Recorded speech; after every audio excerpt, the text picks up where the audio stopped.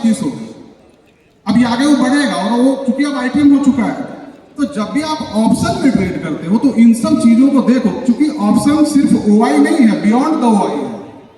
क्योंकि जो ट्रेडिशनल चीजें आप तक पहुंचाई जा रही हैं वो काम की नहीं है, आपको उससे आगे जाना होगा और बाजार पे R&D करना होगा।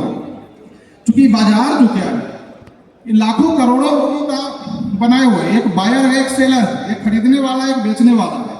और एक खरीदने वाला और बेचने वाले के बीच जब भी कुछ ना कुछ ऐसा इंट्रैक्शन मिसमैच होगा तो वो प्राइस पे आपको दिखेगा, और जब बाजार में आप R&D करेंगे उन चीजों को आप पकड़ पाएंगे और वही आपको ट्रेडिंग में आगे लेकर जाएगा। और वहां पे आप कन्विक्शन से कहीं ना कहीं ट्रेड ले पाएंगे। और पैसा कन्विक्शन से बनता है, पैसा स्ट्रैटेजी से नहीं बनता है। अब मान लो आपके पास अच्छी स्ट्रैटेजी है, आप 1 लॉट में ट्रेड कर रहे हो, 2 लॉट में कर रहे हो, कितना कमा लोगे? लेकिन अगर उसमें आपकी कन्विक्शन है और आप रीजन जानते हो कि इसके कारण मुझे खरीदना है, तो वहां पे आप 10, 20, 50, 100 लॉट तक जाओगे या उससे भी ज्यादा, क्योंकि आपको पता है कि बैक में क्या हो रहा है, मुझे क्या करना है इसमें। तो पैसा हमेशा कन्विक्शन कब आएगी? जब उसको आप खुद से डेवलप करोगे। कन्विक्शन रटे रटाए ज्ञान से, सुनी सुनाई से नहीं आती। तो मैं भी जो चीजें बताता हूँ इस पर आपको खुद से R&D करनी है, खुद पे देखना है कि सामने वाला जो बता रहा है वो सही है या नहीं है।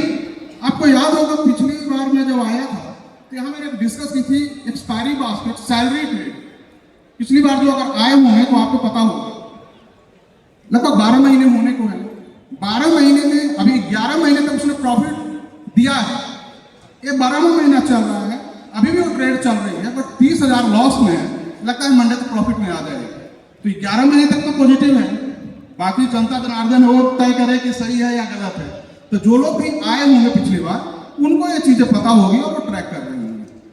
तो कहने का मतलब है कि आप लोगों तक वही चीज जाए, अगर आप यहाँ उपस्थित हैं, कि फाइन ट्यून हो, आपको ज्यादा मेहनत करने की जरूरत नहीं हो, क्योंकि आपने अपना सबसे कीमती आज समय दिया है। 2 दिन का समय है, कुछ लोग बहुत दूर से आए हों तो आने जाने का भी समय है, 3-4 दिन का वक्त लगा है, पैसे भी लगेंगे, तो कुछ वैल्यू लेकर जाए। नहीं तो क्या होगा कि जितनी चीजें यहाँ डिस्कस हो रही है इस मंच से, मेरे द्वारा, अन्य किसी भी के द्वारा, तो मैं समझता हूँ कि रेलवे स्टेशन, एयरपोर्ट जाते जाते 50% आप भूल जाएंगे, घर पहुंचते पहुंचते 10% आपके हाथ में होगा।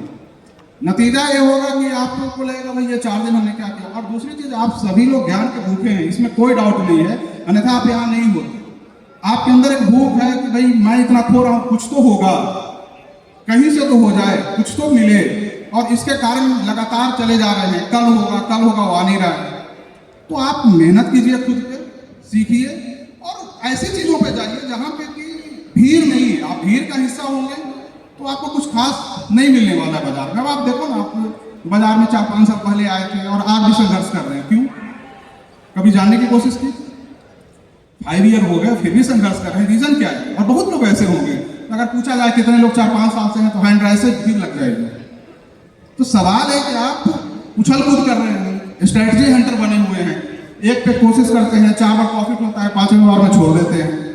तो ये सब चीजें ना करें, वॉल्यूम को रीड करें, काफी अच्छी चीज है, और उस बुक को पढ़िए, बहुत सारी चीजें हैं।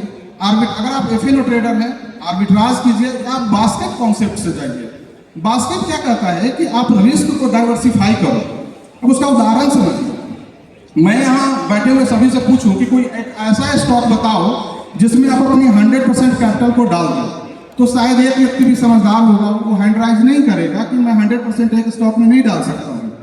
तो जब आप ट्रेडिंग करते हो तो एंट्री एसएल टारगेट इतना ही क्यों?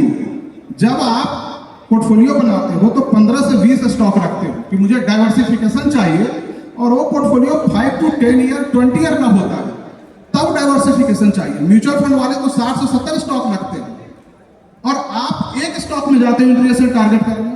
आप क्यों नहीं डाइवर्सिफिकेशन कर सकते हो? आप क्यों नहीं बास्केट बना सकते हो? तो आपको अगर एक ही स्टॉक में 10 लॉट लेना है, आप 10 स्टॉक में 1 लॉट का बास्केट बनाओ, तो रिस्क आपकी डाइवर्सिफाई हो जाएगी, जिससे आप कहीं ना कहीं सर्वाइवल इजी होगी। बाजार में सिंपल नियम है कि आपको यहाँ पैसा बचाना है, पैसा कमाना नहीं है। मनी बाय प्रोडक्ट होता है बाजार में। जितने लोग बाजार में पैसा कमाने आए, बाजार को देकर गए हैं, तो कमाना नहीं है, सिर्फ बचाना है। रीजन क्या है कि जितने लोग होते हैं आपका पैसा लेने के लिए तैयार है, हर कोई प्रयास कर रहा है कि आपसे आपका पैसा ले लेना है। तो जितनी स्ट्रैटेजी बनी है, ये इसमें यही सिखाई जाती है कि इसमें इतना लो, एक का 100 गुना हो जाएगा, 50 गुना हो जाएगा, ये हो जाएगा, वो हो जाएगा, होता कुछ नहीं। वो जो व्यक्ति बोलता है कि हो जाएगा, उससे कहिए कि पैनल दिखाओ 3 साल का, वो भाग जाएगा मैदान छोड़कर। सच बात है। तो कुल मिला के यही है कि आप स्ट्रेटजी हंटर ना बने, बास्केट कॉन्सेप्ट को बनाएं और वॉल्यूम को रीड करें, वॉल्यूम को अंडरएस्टिमेट नहीं करें। फ्यूचर करते हैं, आर्बिट्राज को रीड करें। आर्बिट्राज काफी अच्छी चीज है, अच्छी कॉन्सेप्ट है और बहुत कम लोग उसके बारे में जानते हैं। आर्बिट्राज अगेन इंडेक्स में भी बनता है पर ज्यादा रिस्की होता है। स्टॉक में जो बनते हैं उतने ज्यादा रिस्की नहीं होते हैं अगर प्रॉपर वे में किए जाए तो। चूंकि दो फ्यूचर के बीच जो गैप है वो आपका रिस्क है। मान लीजिए विप्रो का भी आप ओपन करके देखेंगे फ्यूचर, जून और जुलाई का, तो दोनों के बीच जो अभी गैप चल रहा है 2-3 पॉइंट, वही आपका रिस्क है। तो इस बात को समझना है कि हमें कम रिस्क की ओर जाना है। कोई भी प्रोडक्ट अगर ट्रेड करते हैं तो कम रिस्क की ओर जाइए। और अगर आप बिल्कुल बिगनर हैं, बिल्कुल एकदम नए हैं, अभी अभी बाजार में लॉन्च हुए हैं, आपको कुछ नहीं आता है, तो आज से करीब 5-6 साल पहले मैंने बिगनर के लिए RSI पे कॉन्सेप्ट डेवलप किया था, हिलेगा मिलेगा सिस्टम। बहुत लोग यूज करते होंगे, है ना? तो उसको आप यूज कीजिए, उस पर हाइयर टाइम फ्रेम पे प्रैक्टिस कीजिए, छोटे टाइम फ्रेम पे मत जाइए, नहीं तो छोटे टाइम फ्रेम पे एसएल हंटिंग होगी। क्योंकि छोटे टाइम फ्रेम पे जो इंडिकेटर होते हैं, चाहे लीडिंग हो चाहे जो भी हो, वो आपको गड़बड़ करेंगे। तो हाइयर टाइम फ्रेम मतलब कम से कम 1 आवर या बियॉन्ड जाए, तो आपको उसमें कहीं न कहीं जो चीज़ें मिलेगी सही मिलेगी, तो बिगिनर फ्रेंडली है। अगर आप नए हैं तो इन सब चीज़ों से आपको फायदा होगा। और अगर कोई क्वेश्चन आपके हैं तो माइक दिया जाए तो क्वेश्चन का आंसर आप कर दें। क्योंकि देखिए 15-20 मिनट में क्या ही आपसे डिस्कस करें, क्या बताया जाए। बताना बहुत कुछ है, बोलना बहुत कुछ है, आपके सवाल बहुत से होंगे, जवाब भी होगा, लेकिन समय कम है। तो आप यहाँ पूछे, मैं कोशिश करता हूँ कुछ बताने की। माइक बुक का नाम अन्ना कोलिन का है, प्राइज वॉल्यूम प्राइजेक्शन बुक है। बुक का नाम कहाँ